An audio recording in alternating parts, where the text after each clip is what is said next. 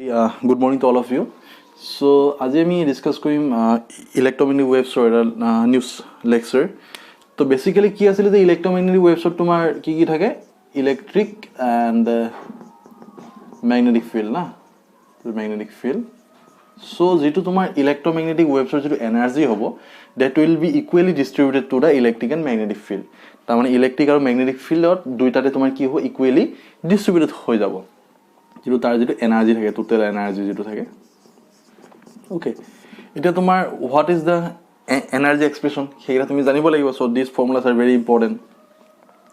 তো ইলেক্ট্ৰমেগনেটিক ওয়েভটো কি থাকে সাইনোসয়েডাল ওয়েভত থাকে ন তো তেতিয়া তোমাৰ যেটো এনাৰ্জি ডেন্সিটি হ'ব সো আমি এটা বস্তু কম পাইছো যে এনাৰ্জি অফ এ ফটন এটা আমি জানো এনাৰ্জি অফ ফটন কিমান পাইছো আমি এটা কেটামান ফৰ্মুলা বহুত important E equal to h nu হয় okay then E naught equal to কি পালো আমি B naught into C এটো এটা রিলেশন পাইছিলো this is the amplitude of the electric field and then this is the amplitude of the magnetic field তার মানে maximum value of electric field and maximum value of magnetic field then তোমার যেটো electric যেটো energy ইলেক্ট্রিকে যেটো energy পাবো তার এক্সপ্রেশনটো কিমান হ'ব তুমি অকল এইটো ফৰ্মুলা মনত ৰাখিবা এটো কেনেকৈ আহিছে ইমান ইম্পৰ্টেন্ট নহয় জাস্ট ফৰ্মুলাটো মনত ৰাখিবা হাফ তোমাৰ epsilon naught E RMS okay RMS বুলি লিখা হয় যেটো ইলেক্ট্ৰিক ফিল্ডৰ যেটো ভ্যালু RMS বুলি লিখা হয় তো half epsilon naught E RMS square okay so this is the electric field energy okay তো E RMS ৰ লগত ম্যাক্সিমাম এম্প্লিটিউড এৰ ৰিলেশন আছে E RMS আৰু এইটো যেটো ম্যাক্সিমাম এম্প্লিটিউড তাৰ মাজত এটা ৰিলেশন আছে এইটো যে কি E naught by √2 whole square আহিব তাৰ মানে E RMS আৰু ইয়াৰ মাজত যে ৰিলেশন তো E RMS equal to E naught by √2 হয় ওকে সো দুইটা আমি এইটো E RMS মানে E naught by √2 আহে এটো আমি যেটো চেপ্টাৰ অল্টাৰনেটিং কারেন্ট তাত আমি গম পাম so now E RMS can be written as E naught by √2 just বহাই দিয়া তেতিয়া তোমাৰ ইলেক্ট্ৰিক যেটো এনাৰ্জি ইলেক্ট্ৰিক এনাৰ্জি কিমান হ'ব এপসাইলন নট ইন ভ্যাকুয়ামত E square by 2 হয় না 2 to 4 আহি গল so epsilon naught E naught square by 4 so this is the energy of electric field okay so electric যেটো energy expression এইটো কথা মনত ৰাখিবা that is can be written as in terms of amplitude of the electric field and this is the permittivity epsilon naught E naught square by 4 so this formula is very important similarly magnetic field ৰ তোমাৰ কিমান হয় similarly magnetic field ৰ কাৰণে তোমাৰ থাকিব এটা magnetic field ৰ কাৰণে তোমাৰ যেটো এনাৰ্জি কাৰণ মই কৈছো যে ইলেক্ট্ৰমেগনেটিক ওয়েভছৰ যেটো এনাৰ্জি থাকে that will be equally distributed to the electric and magnetic field so magnetic field ৰ কাৰণে তোমাৰ কিমান থাকিব b থাকিব এটো b হৈ যাব তো ইয়াত তোমাৰ এপসাইলন নট যত আছে ন তো একে এক্সপ্ৰেছনে হয় খালি তোমাৰ তলত আহি যাব ইয়াত এটো পাৰমিবিলিটি টো আহি যাব ওৰত 1 টো নালাগে লিখিব b RMS হোল স্কয়ার একে এক্সপ্রেশন কিন্তু তার আছে E RMS ইয়াত হ'ব B RMS তাত তোমাৰ যেটো এপসাইলন নট টো ওপৰত আছে ইয়াত তলত আছে ঠিক আছে so this is again B RMS ৰ লগত কি ৰিলেশন হ'ব ইয়াৰ B RMS মানে কিমান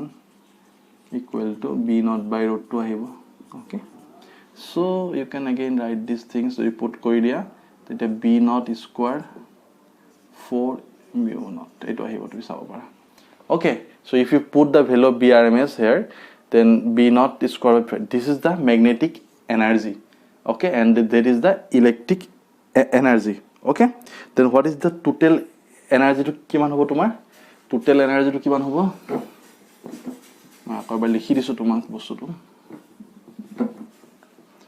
so this is the magnetic energy and electrical energy to কিমান পাইছিলো আমি 1/4 epsilon naught E naught square এটো পাইছিলো না এটো পাইছিলো this is the electrical energy and this is the magnetic energy then total energy কিমান হ'ব total energy দুটা প্লাস হ'ব electromagnetic wave so U by V plus okay then just put কৰি দিয়া তুমি কিমান পাবা 1/4 to এটো E ভ্যালু তো বহাই দিছো 1/4 epsilon naught E naught square plus 1/4 B naught square by mu naught okay so this is the expression so now this can be written as okay so you can get here by the side by value 1/4 to common লিখিছো মই okay so epsilon naught E naught square থাকি গল plus B naught square by mu naught আহিলে okay এতিয়া তুমি এটা relation এটা পাইছিলা মনত আছেনে তোমাৰ চি মানে কিমান আছিলে 1 বাই মিউ নট এপচাইলন নট আছিলে এইটো অ'কে আৰু এটা ৰিলেশ্যন পাইছিলোঁ আমি কি ই নট মানে কি বি নট বাই চি নহয় বি নট মানে E naught by C B naught মানে ই নট বাই চি এইটো আমি পাইছিলোঁ okay so' this two relation now are going to use ত' ইয়াত কিমান হ'ব তোমাৰ এইটো হ'ল তাৰ টোটেল এনাৰ্জিটো চ' চি মানে কিমান চি স্কোৱাৰ কৰি দিওঁ ইয়াক মই 1 বাই মিউ নট এপচাইলন নট আহি গ'ল ঠিক আছে আৰু ইয়াক যদি মই স্কোৱাৰ কৰি দিওঁ বি নট স্কোৱাৰ তাত বি নট স্কোৱাৰ কিমান বহাই দিব পাৰি E naught square by C square বহাই দিওঁ হৈ গ'ল চ' এতিয়া তুমি চোৱা ইয়াত এইটো আছে এতিয়া বি নট স্কোৱাৰ জেগাত মই এইখিনি বস্তু ভেলু বহাই দিছোঁ তো বহালে কিমান হ'ব এইটো 1 বাই 4 থাকিব এইটো তেনেকৈ ৰাখা E naught square plus B naught এইটো বহাই দিয়া E naught square divide by কিমান আহিব চি স্কোৱাৰ না চি স্কোৱাৰ মিউ নট এইটো আহি গ'ল না বি নট স্কোৱাৰ ভেলুটো বহাই দিছোঁ now I have put the value of b square equal to e naught square by c square. Now after putting this value you can see there is a term that is called mu naught c square. Okay, so mu naught into c square মানে কিমান 1 by mu naught into epsilon naught তো mu naught into c square কিমান হ'ব 1 by epsilon naught হ'ব নাই 1 by epsilon naught so mu naught into c square 1 by epsilon naught then তলত আছে তাৰ মানে কিমান দিব এইটো epsilon naught e naught square তুমি এটো ই নট স্কোৱাৰ আছে এটা C square into mu naught কিমান C square into mu naught মানে 1 বাই এপচাইলন নট তেতিয়া যদি 1 বাই এপচাইলন নট বহাই এইটো ওপৰ আহি যাব তাৰমানে কিমান আহিব এইটো এপচাইলন নট আহিব দেখিছা সেম আহি গ'ল তো এইটো কিমান mu not epsilon not E naught square plus epsilon not E naught square twice আহিব তাতে কেনসেল যাব থাকিব কিমান মিউ নট স্কোৱাৰ বাই 2 এইটো this is the total energy expression okay so you can also write the total energy in terms of amplitude of the electric field and similarly also you can write the total energy in terms of amplitude of the magnetic field তো তেতিয়া তুমি e not square জায়গাত এই বস্তুটো বহাই দিব লাগিব ইয়াত বহাই দিব লাগিব ঠিক আছে সো তেনেকৈ তুমি ক্যালকুলেট কৰিব পাৰা যে this is the total energy okay let's do some NCERT problems the NCERT problem এটা মই কৰো যেটো তোমাৰ আছে কি দি আছে light with an energy flux so light আহি আছে তাৰ energy flux দি আছে তোমাৰ energy flux তোমাৰ দিয়া আছে সো এনাৰ্জি ফ্লাক্স তো কিমান দিয়া আছে তোমাৰ 18 watt metre square okay so এইটো তোমাৰ নিউমেৰিকেল তো দিয়া আছে যে light with an energy flux of 18 watt per centimetre square sorry centimetre square দিয়া আছে falls on a non reflecting surface at a normal incident if the surface has an area of 20 centimeter square so area তোমাৰ দিয়া আছে কিমান 20 centimeter square find the average force exerted on the surface during a 30-minute time span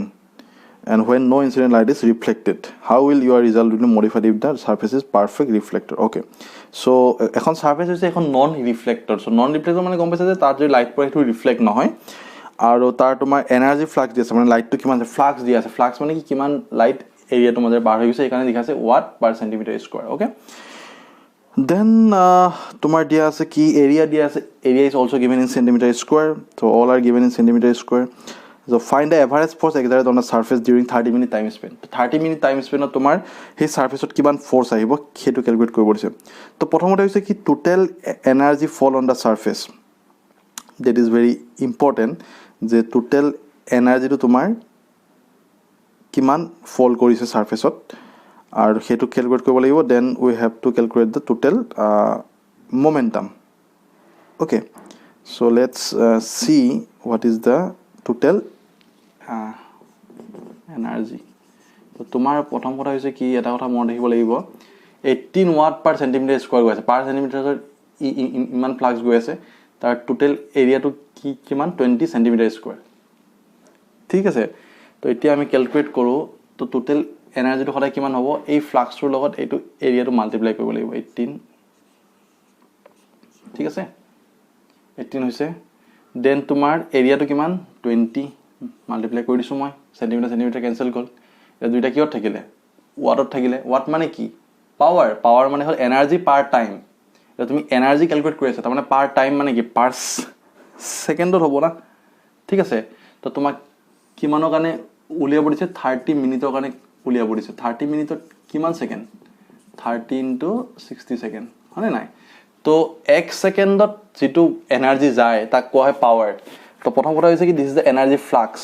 এটো হল per centimetre square গৈছিলে ইমান centimetre square আছে so this into this multiply কৰি দিলো মাল্টিপ্লাই কৰি সেন্টিমিটাৰ ক্যান্সেল কৰ সো ইউনিট আমি কনভাৰ্ট কৰিব দৰকাৰ নাই বাট 1 সেকেন্ডত ইমান এনাৰ্জি যায় বাট তোমাক কিমানৰ কাৰণে ক্যালকুলেট কৰিব 30 মিনিটৰ কাৰণে ক্যালকুলেট কৰিব দিছে so in 30 minute there are this type of seconds so ইমান সেকেন্ডত কিমান হ'ব ইমান মাল্টিপ্লাই কৰি দিব লাগিব 3 into 60 হয় না সেইকাৰণে এটো মাল্টিপ্লাই কৰি দিছে so this is the total energy now you can solve it and the total energy will be I think 6.48 into 10 to the power 5 joule okay 5 joule ahibo 10 to the 5 la convert korisu so this is the total energy now what is the momentum okay so what is the relation between momentum and energy the momentum jodi p hoy then it can be written as this is the total energy this is u suppose total energy divided by c this is the relation between momentum and energy okay so why because energy মানে কেনেকৈ লিখিব পাৰি আমি যদি energy লিখো mc square লিখিছিলো আমি হয় না because ইলেক্ট্রোম্যাগনেটিক ওয়েভস হয় সো mc স্কয়ার আছিল তো ডিভাইডেড বাই যদি c কৰিলো কিমান পাম mc পাম তো মানে mass into velocity this is the velocity of light but mass into velocity so that is a momentum so momentum এর কিমান u by c লিখিব পাৰি তো u ভ্যালু তুমি পাই গলা already 6.48 into 10 to the power 5 joule now what is the value of c 3 into 10 to the power 8 now this is the power this is the momentum our momentum to kiman hobo 2.16 into 10 to the power minus 3 okay 3 okay so momentum or unit ki hoy hoday kg meter per second okay so this is the momentum so once you calculate the momentum now you are going to calculate the force calculate koribo lage to force aru momentum or ki relation ase hetu eta important হয় নাই force আৰু মোমেন্টামৰ কি relation আছে এটা যদি ভালকে লিখো মই এফ ইকুয়াল কিমান আছে এম এ আছিল এম এ মানে কি ভি বাই টি নহয় জানো যদি নরমালি চাও আমি ডেফিনেশনটো velocity by time so M V মানে কি momentum divide by T so this is the relation force equal to momentum by time so force তো লাই দিয়া এভারেজ ফোর্স মোমেন্টাম মানে এইখিনি পালা না 2.16 minus 3 এটা টাইম কিমান দিয়া আছে তোমাৰ টাইমটো কিমান দিয়া আছে তোমাৰ 30 minutes দিয়া আছে 30 minutes মানে কিমান সেকেন্ড সেকেন্ডৰ কনভাৰ্ট কৰিব 30 into 60 so এই বস্তুটো সলভ কৰি দিয়া that will give you the force so force কিমান হ'ব 1.2 into 10 to the power minus 6 newton okay so this is the force so in this way you can calculate this numerical so প্ৰথমতে total energy calculate কৰিব লাগিব তোমাৰ flux তো দিয়া আছে flux মানে per unit area কিমান গৈ আছে total area কিমান আছে তাৰ লগত মাল্টিপ্লাই কৰি দিয়া this is the energy in the unit time কারণ পাওয়ার দি আছে তো এটা তোমার 30 মিনিট দি আছে মানে ইমান সেকেন্ডত কিমান গৈ আছে হেতু তুমি ক্যালকুলেট কৰি ললা okay so now this is the force নাও if the surface is reflecting যদি রিফ্লেক্ট হলে কি হ'ব ঘূৰি আহিব নহয় বস্তুটো যদি সাৰফেসটো তোমাৰ ৰিফ্লেক্ট হয় তাত লাইট লাগি ঘূৰি আহিব তো ফাইনাল মোমেন্টাম কিমান হ'ব মোমেন্টাম ইনিশিয়াল টু পি আছিল সরি এইটো তাৰপিছত তোমাৰ মাইনাস কিমান আহিব চেঞ্জ ইন যেটো মোমেন্টাম আহিব সো চেঞ্জ ইন মোমেন্টাম কিমান হ'ব তোমাৰ এইটো ফাইনাল মোমেন্টামটো তুমি মানে মাইনাস পি ধৰিছো মই চেঞ্জ ইন মোমেন্টাম লিখিলা চেঞ্জ ইন মোমেন্টাম কেনে চেঞ্জ হ'ব যদি তোমাৰ ৰিফ্লেক্ট হয় গৈ কেনে আকৌ কি হ'ব ঘূৰি আহিব ঠিক আছে তো গৈ কেনে এনেকে তোমাৰ ঘূৰি আহিব so this is the change in momentum এটো আহিব twice p okay so কিহৰ কাৰণে তোমাৰ twice p হল তো চেঞ্জ ইন মোমেন্টাম মানে কি তোমাৰ ইনিশিয়াল মোমেন্টাম কিমান আছিল আৰু ফাইনাল মোমেন্টাম যেনে তাৰ যেটো চেঞ্জ হৈছে ঠিক আছে তো এটো হৈছে ইনিশিয়াল মোমেন্টাম এটা রিফ্লেক্ট হোৱাৰ লগে কি হ'ব তাৰ ডাইৰেকশন উল্টা আহিব না তো মাইনাস p লিখিছো তো চেঞ্জ মানে ইয়াত মাইনাস দিব লাগিব তো p minus of p so this is because of the reflection so this is the final twice p okay so this is change in momentum now p value তো already জানো আমি already calculate কৰিছো তো ইয়াত বহাই দিবা twice p আৰু force তো ইয়াত কিমান হ'ব নাও দিস ইজ দ্য ফোর্স তো হ'ব তোমাৰ সেম ইয়াত খালি twice p থাকিব এবাৰ twice p থাকিব divide by t because this is the momentum না this is the momentum twice p by t হ'ব if the surface is reflecting surface যদি হয় then this is the force twice p আহি যাব change in momentum okay so now let's do the second problem to কৰি আছো Okay, so second problem to tomar ki koise je calculate the peak value of electric and magnetic fields produced by the radiation coming from a 100-watt bulb at a distance of 3 meter. Assume that the efficiency of the bulb is 2.5% and it is a point source. Okay, so peak value uliabo dise electric and magnetic field aru jetu light or jetu radiation ta power kiman 100-watt bulb opora ahi ase at a distance 3 meter aru efficiency of the bulb kiman 2.5% is. Okay, so intensity mane ki hoda intensity aru power er formula ase intensity equal to power by area. This is the intensity. So power tomar dia ase 100 watt dia ase etia ya sobotse eta important bostu dia ase ki watt to olop watt to 100 sorry power to dia ase 100 watt aru efficiency kiman 2.5% mane imanor kiman use hoy 2.5% use hoy mane 100 or 2.5% use hoy ta mane kiman hobo 100 or 2.5 mane kiman 2.5 divided by 100 koibo laibo na eto ahibo ঠিক আছে so iman power tomar use hoy karon 100 asile but tar 2.5 use hoy so 2.5 by 100 tamar 2.5 use hoy kotha etu so area to tomar kiman dia ase 3 meter distance ot dia ase to so 3 meter jodi distance hoy eta jidal tomar area hoy tomar eneka dal bal eta man distance ota hetu so kotha ibo wire dal ase eneka wire bulbor jitu area so eta bulb ase spherical bri thorilo तो तेरे दा area किमान हो 4 pi r square तो r माने तार distance होबो 2.5 আহিলে 4.3.14 तो r square माने किमान तुम्हार 3 मीटर दिया আছে तो 3 square okay so 3 square হৈ গল তুমি এটো সলভ কৰি দিবা তো this is give you the intensity and that is the value is I think 2.5 divided by 336 into 3.14 to side watt per meter square watt per meter square আহিব ঠিক আছে now এটা ক্যালকুলেট করছো কি calculate the peak value of the electric and magnetic field তো peak value of the electric মানে total যেটো intensity থাকিব তারে আধা কত যাব ম্যাগনেটিক ফিল্ডত যাব আৰু তাৰ হাফ কত যাব that will goes to the electric field okay so therefore the intensity will be equally distributed to the electric and magnetic field then যদি তোমাৰ magnitude যদি electric field or calculate koibo lage electric field or intensity electric field or then kiman hobo I by 2 ahibo hone na so tomar I by 2 jeti asile now what is the value energy value to kiman asile half so 1 by 4 asile I think na epsilon naught e naught square eto paisilo neki eta energy mane iman asile ঠিক আছে energy mane di asile I by 2 mane ekhini energy hobo but it is intensity half koriso to intensity jetia lage tumi energy logot intensity ketia pabo jeta energy into c kori dibo liba ঠিক আছে so intensity means energy into c okay so this will be the equation so I by 2 so here par tumi e naught tor value calculate koribo lage so e naught tor value very easy I value tumi etu jana I by 2 mane iman so I by 2 kiyo ligisu because this intensity will equally divided to the electric and magnetic field so I by 2 yat pabo so ekhini tar energy asile situ ami already koisu je electric field jeto total energy kiman thake ekhini thake c2 ke multiply koriso karon intensity ase je ekhane c2 multiply koriso for dimensional analysis so yar par tumi e naught to easily calculate koribo pariba aru e naught or value kiman paba tumi after jodi solve kora tumi koriba ghor eto so that will give you 4.08 v per meter ঠিক আছে now once you calculate the amplitude of the electric field there is the maximum value then you can also calculate the b naught to calculate koibo eta সহজ হৈ গল very easy why because we know that there is a relation between b naught and e naught b naught equal kiman ase e naught by c nasil jano okay so just put the value of e naught here and c value yat teta tumi b naught or value pai jaba ঠিক আছে তো e naught or value to বহাই দিবা কিমান আছে c value janai so b naught or value kiman pam moi 1.36 into 10 to the power minus 8 tesla okay so that's all about the numericals from this section okay so these numericals are very important so অলপ ভালদৰে চাব লাগিব বস্তুবোৰ যে কি আছে so এখিনি হৈছে ইলেক্ট্ৰিক ফিল্ডৰ এনাৰ্জি c মাল্টিপ্লাই কৰিছো বাকস কিহৰ কাৰণে ইয়াত ইন্টেন্সিটি আছে কাৰণে ঠিক আছে